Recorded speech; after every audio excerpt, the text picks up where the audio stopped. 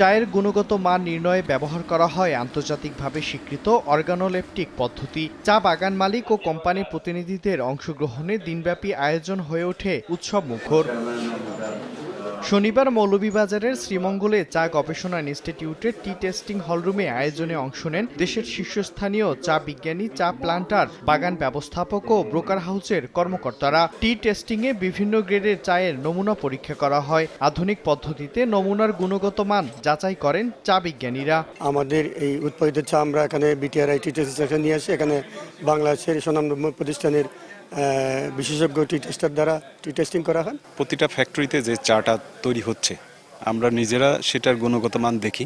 এই testing session হলে আমরা আশেপাশে অন্যান্য গার্ডেনগুলোকে কিরকম চা বানাচ্ছে ওটা আমরা দেখতে পারি। চায়ের শুকনো পাতার অবয়ব, পাতার রং, লিকারের রং, শক্তি, সজীবতা ও উজ্জ্বলতা সহ বিভিন্ন বৈশিষ্ট্যের উপর ভিত্তি করে চলে যাচাই বাছাই। সংশ্লিষ্টরা বলছেন, নিয়মিত এমন আয়োজন চায়ের গুণগত মান উন্নয়নের পাশাপাশি বাজারজাতকরণেও ইতিবাচক ভূমিকা রাখবে।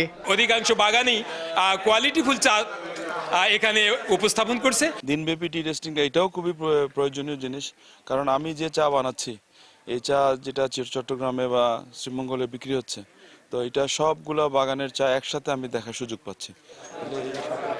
বাংলাদেশ চা বোর্ডের চেয়ারম্যান বলেন, চায়ের গুণগত মান ধরে রাখতে বাগান সংশ্লিষ্ট সবাইকে আরও সচেতন হতে হবে। Tea testing is a very important phenomena. এখানে চায়ের কোয়ালিটি দেখা হয়, কোন বাগান কোন ফ্যাক্টরি কি কোয়ালিটির চা উৎপন্ন করছে, এবং আমি মেসেজ কমিউনিকেট করেছি, the better quality you produce the more price you get. Bangladesh চা গবেষণা ইনস্টিটিউট জানিয়েছে, 1957 সালে সেন্ট্রাল টেস্টিং কার্যক্রম শুরুর পর এখন পর্যন্ত 68 বার এ ধরনের পরীক্ষা অনুষ্ঠিত হয়েছে। সময় সংবাদ, মৌলভীবাজার।